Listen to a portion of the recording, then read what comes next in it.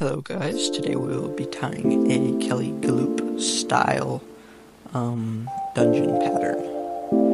To start off, I use a size 8 hook. I like the Predatory series by Eric's. They're just strong and pretty good for streamers. Next is the Marabou. I like doing two-tone tails, so I start with the lighter color, the white, for the underbelly, and then I'll add in some olive on top. Make sure you get your thread wraps really tight so it doesn't come loose. The tail on the fly is often the part that is the first to break off or anything, so make sure it's firmly secured. Make sure you align the tips so that you have a cleaner tie, and it just looks a little bit more professional. Make sure when you're trimming off the excess that you trim it off at an angle. This helps you secure it more firmly to the hook with your thread wraps and keeps the tail from being pulled loose. Next, tie in your copper wire. This will be used for counter wraps for the hackle. And then next, tie in some hackle. I prefer using the webby hackle for streamers as it just creates a bit more movement and you can't really use it for dry flies. Next, tie in the chenille.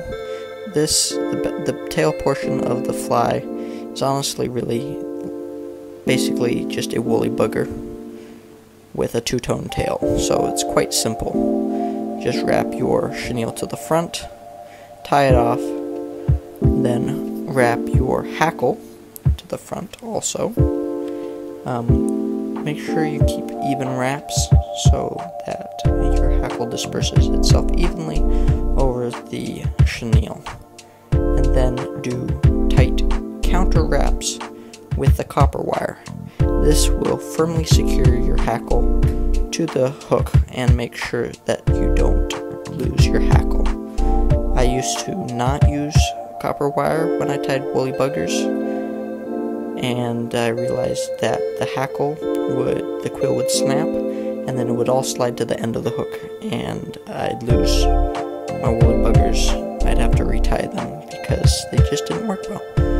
Next, we'll finish the head and remove the hook from the vise. This is the tail section of this articulated fly. So just set it aside. If you're making a bunch of these, do a couple before starting on the heads. For the head, I use the same hook, same thread. Lay down your thread wraps and make sure you've got a good base for tying in your bite wire over top. You can use monofilament when using for the attachment part for attaching the two hooks, but I prefer to use this Arex, I think it's called Arex bite wire. I'm not promoting Arex, but it's the only bite wire I've found. Now, there's probably others out there, I just haven't seen them, so this is what I prefer to use, especially since I fish for a lot of toothy fish. Next, add a tungsten bead and then stick it up through the underside of the fly, and then pull it back through the tungsten bead and tie it in on top.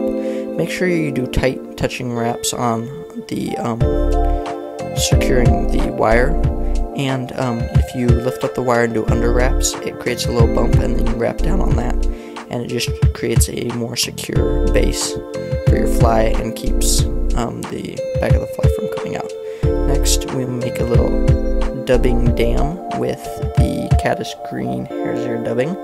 This will help the silly legs spread out a little bit more and not get tangled up as much.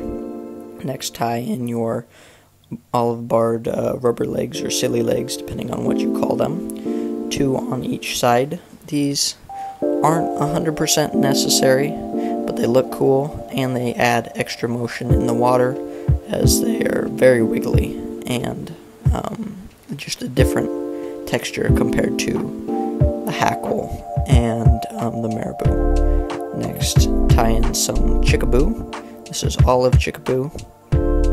This will create a little, almost like a wedge shape that you can put marabou on top for the wing, and that keeps a bulkier profile and also helps keep stuff from catching in the bend of the hook.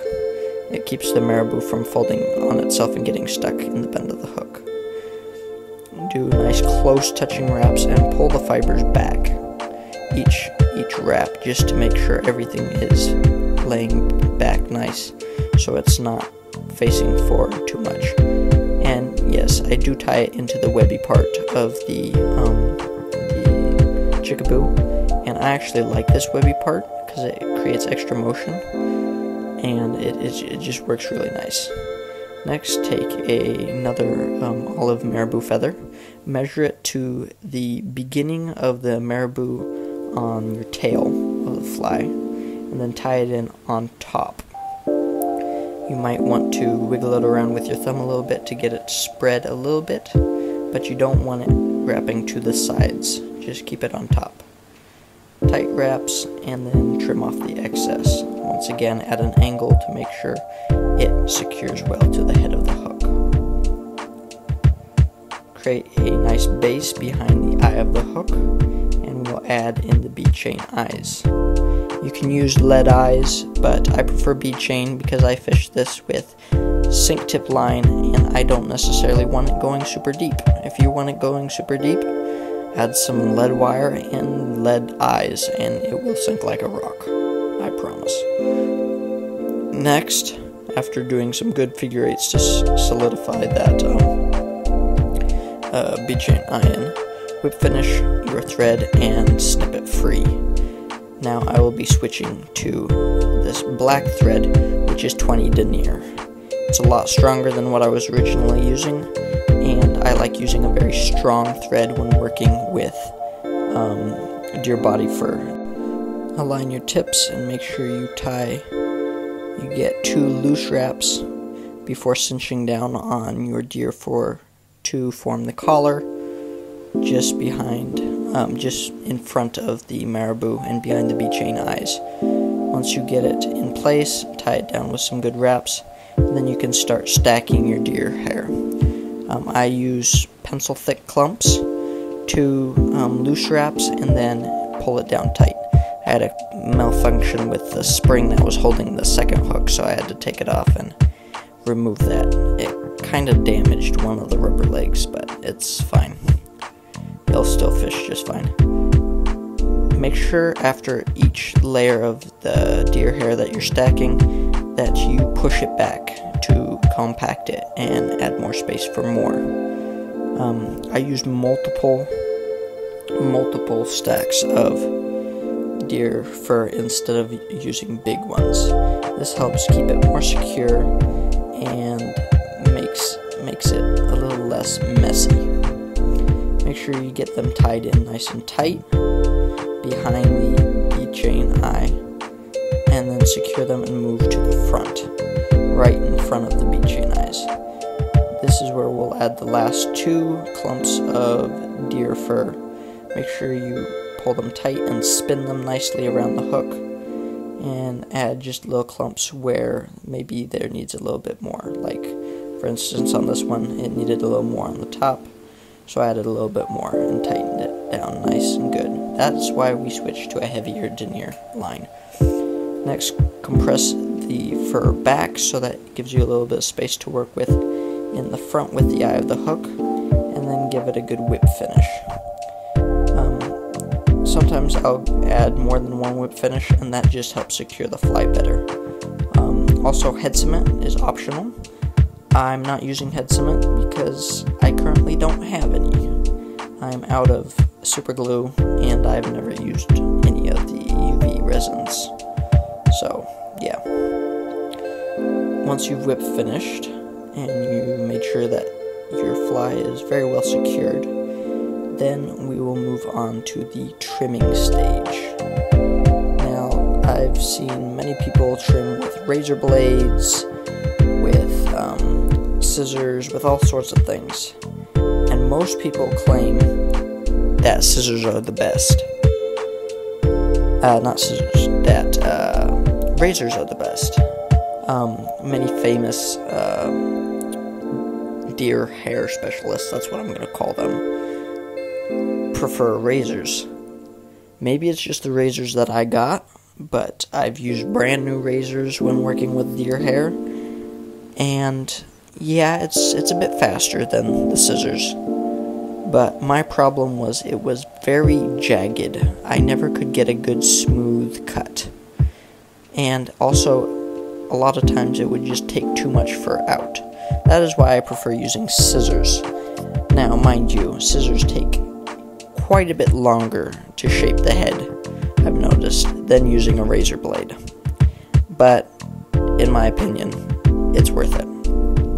If you're tying up a bunch of these flies to use and you don't really care how good the head looks, the main purpose of the head is just to push a lot of water and to give good profile, then you don't have to take as much time as I did on this fly. I spent probably a little bit too much time just shaping the head, and well, I'm definitely not the best tyer at doing bucktail. I've noticed I take way too long when I go to trim the heads, and I probably should just trim them a lot faster, and maybe it doesn't have to be as neat, because I mean, after 2 or 3 fish, it's gonna look messy anyways. They'll pull out a couple fibers. You'll have maybe a clump where the teeth just cut through them and it's shorter there. Or yeah, stuff happens. So it doesn't have to be perfect. There are a few basic body head shapes for different dungeon patterns. If you check out Kelly Galloup's channel, he shows you the different heads. This is more the classic dungeon head. It's rounder, it pushes a lot of water, but then there's the head style more like the zoo cougar, which is flatter and lends itself for diving a little bit more. Almost acts like the lip of a crankbait, sort of. Makes the action a bit more erratic, and it helps gain a little bit of depth when you strip it in. Also, there are the styles of Andreas, the famous deer hair fly tyer, and he does some that dive really well, and it's a very conical, pointed head that's quite thin. They work quite well, but overall, my go-to has always been the more cylindrical, a little bit more conical than the normal dungeon head, but still very cylindrical. It pushes a lot of water and gives a good profile. It's not as erratic as you strip it in as the zoo cougar size and style, or the small pointed style of Andreas's diver heads, but it does the job, looks good, and most of all, it works good. And when fishing in murky water, one thing that you've got to think of is the fish's visibility is limited, and they do a lot of hunting based on their lateral lines. So a bigger, bulkier head like this will lend itself to more fish.